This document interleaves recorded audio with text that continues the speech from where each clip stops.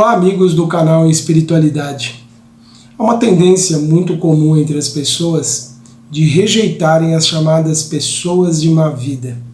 Aquelas pessoas que, por algum comportamento, alguma atitude, acabam sendo reprovadas, acabam sendo consideradas ali mau exemplo, capazes de influenciar negativamente os outros.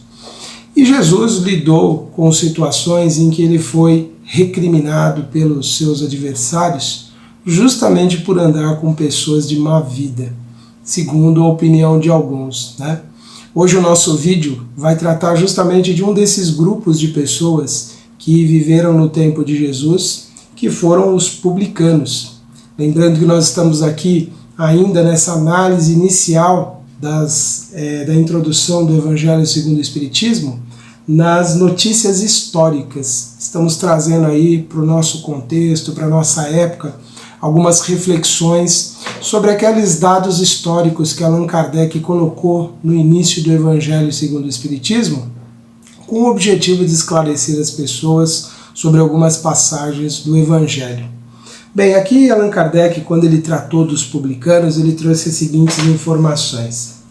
Eram assim chamados, na Roma Antiga, os cavaleiros arrendatários das taxas públicas, encarregados da cobrança dos impostos e das rendas de toda a espécie, fosse na própria Roma ou em outras partes do Império.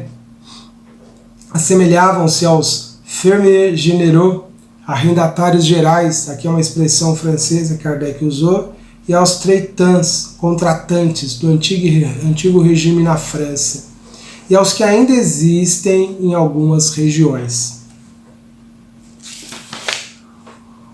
Os riscos a que estavam sujeitos faziam que se fechassem os olhos para o seu enriquecimento que, para muitos, eram produtos de cobranças e de lucros escandalosos. Então os governantes, eles tinham essas pessoas que recebiam o direito de cobrar as taxas públicas. E como isso era algo que tinha muito risco, porque as pessoas não gostavam de pagar impostos, e daqui a um pouco a gente vai refletir por que isso, porque naquela época os impostos tinham uma finalidade um pouco diferente do que é hoje. Então eles corriam riscos e então acabavam considerando que eles poderiam enriquecer à custa daquilo que eles cobravam do povo. O nome de publicanos foi estendido mais tarde a todos os que lidavam com o dinheiro público e aos seus agentes subalternos. Hoje a palavra é tomada em sentido pejorativo para designar os negocistas e seus agentes pouco escrupulosos.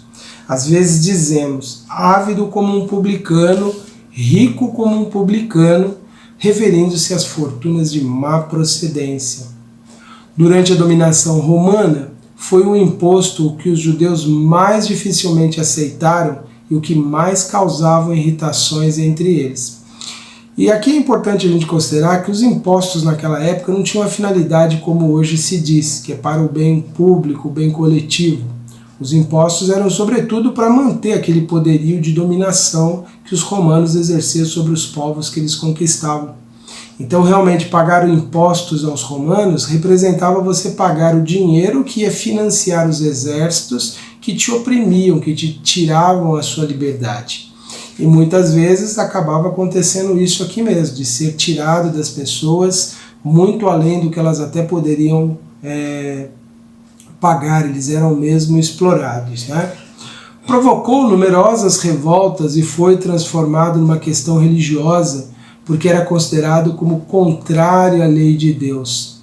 Chegou-se mesmo a formar um partido poderoso que tinha por chefe um certo Judas. Judas era um nome comum na época, chamado o Gaulonita, que estabelecera como princípio o não pagamento do imposto.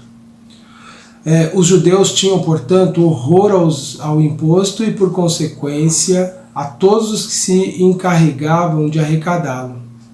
Esse o motivo de sua aversão pelos publicanos, de todas as categorias, entre os quais podiam encontrar-se pessoas estimáveis, mas que, em virtude de suas funções, eram desprezadas juntamente com as pessoas das suas relações, todas confundidas na mesma repulsa. Os judeus bem considerados julgavam comprometer-se tendo relações íntimas com eles. Inclusive, quando Kardec fala aqui da questão religiosa, é quando apresentaram para ele essa questão. Para Jesus, foi apresentada então pelos fariseus a pergunta se era lícito pagar o imposto. E Jesus trouxe ali para eles a reflexão: de quem é a efígie que está aí nessa moeda? É de César? Então dê a César o que é de César. Nessa expressão, Jesus quis deixar muito claro que nós não podemos usar a religião como pretexto de nos isentarmos das questões que envolvem o mundo. Jesus sabia que, na verdade, aquela pergunta que traziam ali para ele não era tanto uma preocupação verdadeiramente se, do ponto de vista religioso, era ético ou não, era correto ou não pagar impostos. Na verdade, era uma intenção de trazer a opinião dos romanos contra Jesus. Os romanos não se metiam muito nas questões religiosas dos povos conquistados, deixavam livre o culto para eles, desde que os impostos e a ordem fosse paga. Se Jesus se pronunciasse contra o imposto, mesmo um imposto injusto, Jesus estaria ali dando motivo para que os romanos tivessem algo contra ele e assim os judeus pudessem acusar Jesus. Por isso que Jesus usou dessa argumentação de mostrar, olha, ao dizer que dai a César o que é de César, não misture as questões religiosas, questões elevadas que eu venho ensinar, com questões políticas. E isso tem uma especial indicação para nós nos nossos dias, de não envolvermos questões religiosas com questões de interesses passageiros, de interesses terrenos. Não podemos usar o discurso religioso para condenar, para justificar ações de uma pessoa ou de outra. Não queremos entrar muito nesse detalhe porque foge do nosso objetivo do vídeo de hoje, mas é trazer essa reflexão mesmo de que há situações do mundo em que nos competem obedecer às leis que existem e não podemos alegar pretextos religiosos, a não ser que essas leis sejam visivelmente contrárias aos princípios do direito das pessoas mais fundamentais da vida, da integridade. Aí sim devemos desrespeitar e contrariar as leis. Mas, por exemplo, tornar impostos uma questão religiosa é o mesmo de querer estar criando uma justificativa sem cabimento. Mas voltemos aqui à figura dos publicanos, então, que eram consideradas pessoas de má vida. Em várias passagens do Evangelho, Jesus mesmo usou a ideia de que o publicano era visto pelas pessoas como uma pessoa de má vida. Por exemplo, nós temos lá no Evangelho de Lucas, quando ele traz aquela parábola do fariseu e do publicano. As duas pessoas em oração ali, e o fariseu todo orgulhoso, acreditando estar bem diante de Deus, batia no peito, dizendo que ele era um homem virtuoso, enquanto que o publicano não tinha coragem de olhar para o alto, porque temia a reprovação de Deus. Nessa parábola deixa muito claro, que a visão que se tinha nessa época dos publicanos e que eles próprios tinham sobre si mesmos é de que eram pecadores. Então isso a gente tem lá no Evangelho de Lucas, no capítulo 18, versículo 9 ao 14. Em outras passagens do Evangelho, os publicanos também são trazidos, mais uma vez, como exemplos de pecadores, de pessoas de má vida, como nós temos lá na narrativa do Evangelho de Mateus, no capítulo 9, quando os fariseus foram questionar os discípulos de Jesus, perguntando: por que o vosso mestre come com os publicanos e pecadores? Porque essa era a ideia corrente na época mesmo, de considerar os publicanos como pessoas de má vida. E temos outras passagens do Evangelho também sempre enfatizando essa situação. Por que Jesus conviveu com os publicanos? Por que Jesus comeu com eles? Por que Jesus chamou um publicano para ser o seu discípulo? Mateus, conhecido também como Levi, era o seu nome na época, era chefe de publicanos. E Jesus, vendo ele certa vez ali na banca da coletoria, se aproximou de Mateus e chamou: venha, me segue. Por que Jesus, quando viu um outro publicano em Jericó famoso, Zaqueu, que tentava observar Jesus da árvore, todos conhecem essa história de Zaqueu, ela é muito interessante. Ele era um homem de baixa estatura e diante ali daquela multidão que acompanhava Jesus, ele queria ver Jesus de perto. E aí então Zaqueu sobe na árvore, no sicômoro, e queria ver Jesus. E Jesus, o avistando, disse: Zaqueu, desce daí que eu quero ir na sua casa essa noite. Para mim essa é uma das passagens assim mais assim interessantes do Evangelho. Eu fico pensando naquela situação do Zaqueu, um homem que devia carregar todo o peso do preconceito, todo o peso da recriminação que ele tinha em função da vida que ele adotara. Ele vai ver Jesus por curiosidade, é o que dá a entender da sua história. E Jesus, observando ele, notou que Zaqueu tinha algo diferente, algo que estava propenso a alguma mudança. E aí Jesus propõe para para Zaqueu, que Jesus passasse ali à noite, que ele pudesse tomar a refeição ali. E isso, imagine a alegria então de Zaqueu. Ele, tão discriminado pelas pessoas, aquele mestre famoso, aquela pessoa que arrastava multidões, se propondo a ir na casa dele. E Zaqueu ouviu as histórias de Jesus, ouviu os ensinamentos, e em certo momento ele disse então assim para Jesus. E as pessoas vendo de fora aquela situação, recriminando Jesus, porque Jesus estava indo na casa de um homem pecador. É mais ou menos como hoje acontece. Se a gente estiver falando com alguém que não é muito querido, que as pessoas não gostam, que as pessoas julgam, vão nos julgar também. Mas então, Zaqueu, depois de ouvir Jesus, depois de estar ali em contato com Jesus, ele disse assim: Senhor, eu vou dar metade dos meus bens para os pobres. E se eu lesei alguém na minha atividade, eu vou quadruplicar o que eu tirei dessas pessoas e devolver para elas. E aí Jesus concluiu, o porquê que ele tinha se proposto aí na casa de Zaqueu. Ele disse assim: hoje veio a salvação a esta casa, pois este também é filho de Abraão, porque o Filho do Homem veio buscar e salvar o que se havia perdido.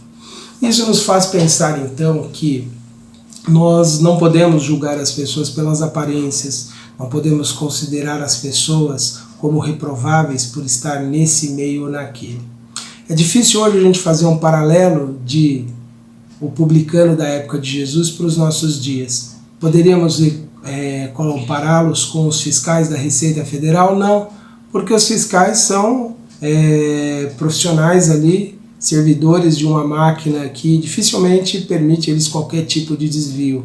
Tem um sistema todo de controle que dificilmente eles poderiam ser comparáveis aos publicanos da época. Mas nós temos uma categoria, sim, na nossa sociedade que seria facilmente comparável aos publicanos daquela época. Aqueles que tomam o dinheiro público e ao invés de usá-los de uma forma correta, acabam desviando. Pois é, são eles mesmos. Os políticos quando são eleitos, quando estão de posse das verbas públicas. Mas também nos nossos dias, caberia a mesma situação a ser considerada como no tempo lá dos publicanos. Assim como não poderíamos julgar todos os publicanos, dizendo que todos desviavam além do que era permitido, nós também não podemos julgar hoje os nossos políticos, dizendo que todos são assim. Alguém que me ouve e conhece bem a nossa realidade do nosso país vai falar: mas Antenor, você está sendo muito ingênuo, porque todos na política, de uma forma ou outra, estão envolvidos com algum tipo de desvio, algum tipo de irregularidade. Nós não temos como afirmar categoricamente que 100%, que todas as pessoas estão envolvidas. Nós teremos que ter provas disso, teremos que afirmar partindo de uma ideia de que todas as pessoas são corruptíveis. Nós sabemos que sempre existiram exceções. E fica muito difícil para nós, nos nossos dias, saber como nós vamos julgar as pessoas. Tem todos esses fatos que nos vêm aí, que nos é informado, e muitas vezes nós ficamos até confusos em saber qual é a verdade de tantas informações que nos chegam. É verdade ou não? O fato é que, da nossa parte, não deveria ter nenhum sentimento de menosprezo, de repulsa, de desejar o mal para quem quer que fosse, mesmo que essa pessoa reconhecidamente esteja numa ação ilícita. Por quê? Todos podem em algum momento da sua vida se arrependerem, se transformarem, se modificarem. Todos poderão em algum momento da sua vida rever as suas atitudes, as suas ações. E não vai caber a nós nenhum tipo de desejo de uma justiça no sentido de punir essas pessoas, a não ser por esses mecanismos que a própria sociedade tem, que ela própria desenvolveu e que ela deve exercer.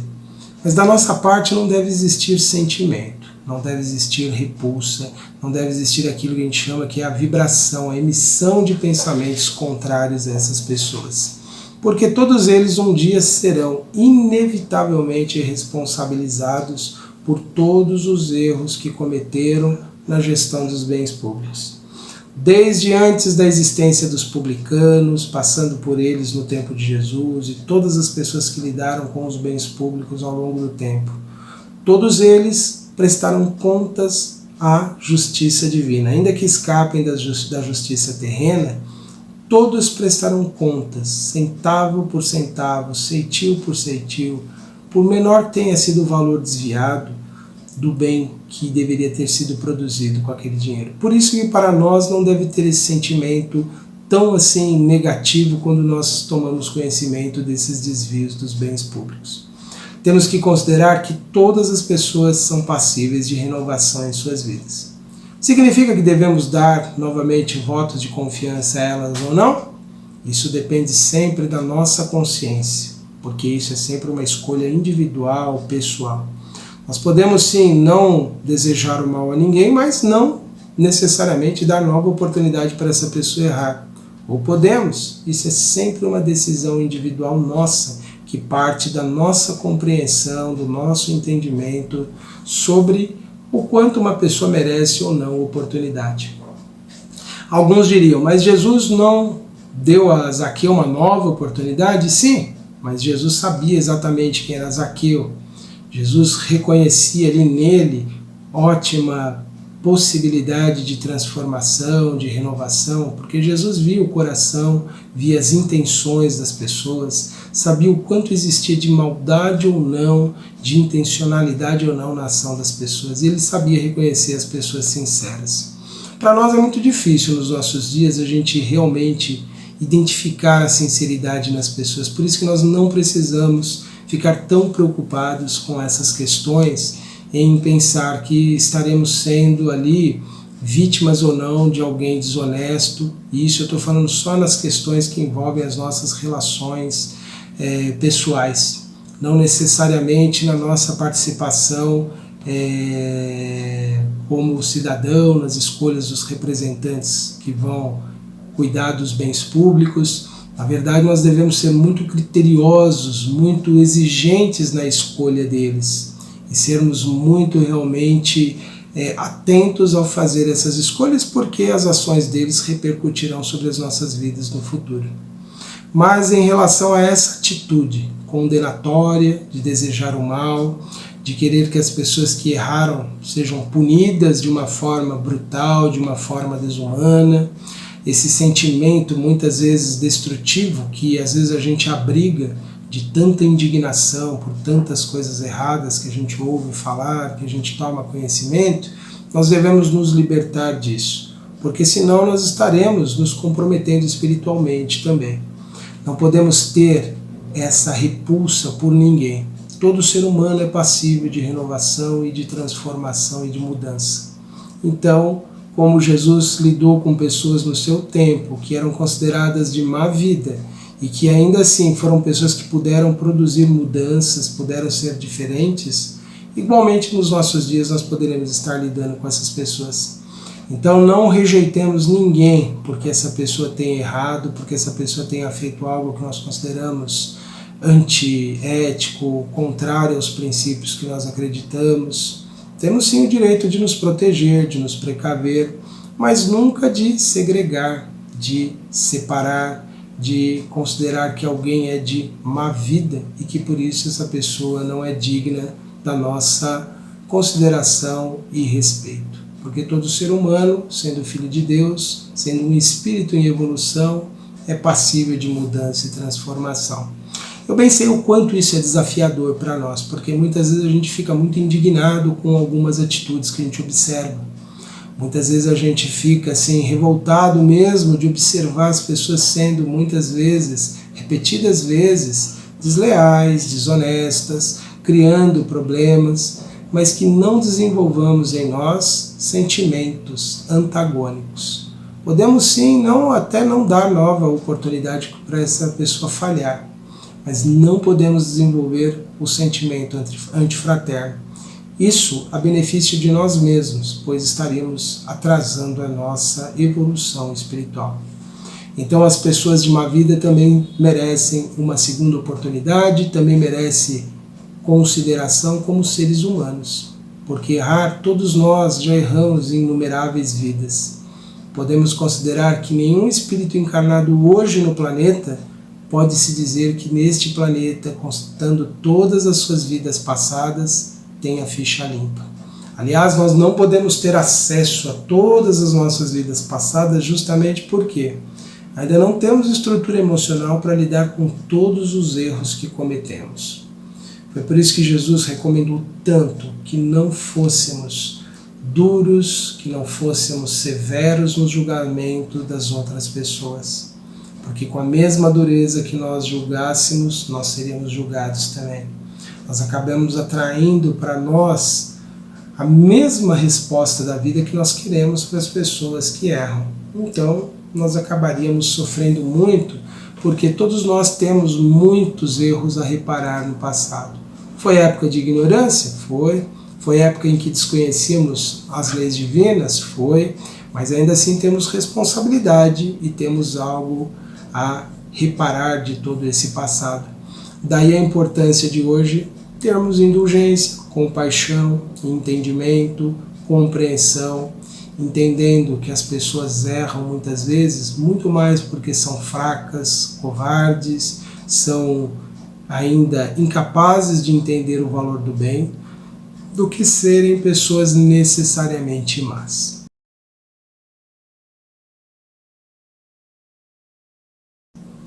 Então eu convido a todos nesse instante para a nossa oração, para o nosso momento de ligação mais profunda com Deus, pedindo ao Pai que nos ajude em nossa caminhada para que tenhamos melhor entendimento das pessoas que nós convivemos. Permitir, Senhor, que todos os que atravessam momentos difíceis, que se sentem duramente abatidos, lesados e prejudicados pelas ações infelizes de seus irmãos, que eles possam encontrar, Senhor, a força, o amparo para vencerem esses momentos difíceis, Senhor. Que a revolta, que o desejo de vingança possa ser banido de nossos corações e de que nós possamos confiar, Pai, na sua justiça, que não é unicamente punitiva, mas é essencialmente educativa, que permite que a cada um chegue os resultados de suas escolhas e de suas obras. Que essa ideia, Senhor, possa nos apaziguar, nos confortar o coração, confiantes de que a vossa justiça sempre reinará e de que se fomos lesados de alguma forma, seremos reparados. E de que se passamos injustiças e incompreensões, que possamos desenvolver, Senhor, por nós mesmos a compreensão do quanto ainda precisamos aprender sobre nós mesmos, sobre os nossos defeitos e sobre a necessidade do perdão. Que o Senhor possa fortalecer a todos os que nos acompanham, ajudando-nos em nossas vidas, nos amparando, nos protegendo, Senhor. Permitir aos Espíritos Consoladores nos inspirarem ideias de renovação e de paz. E aqueles nossos irmãos que se encontram enfermos, seja do corpo ou da mente, que eles possam encontrar não só a cura, Senhor, imediata, mas a cura mais profunda de seus pensamentos e de suas emoções. E o nosso muito obrigado, Pai, por tudo que temos recebido, por toda a bênção que nos cerca, que nos sustenta e que nos faz caminhar.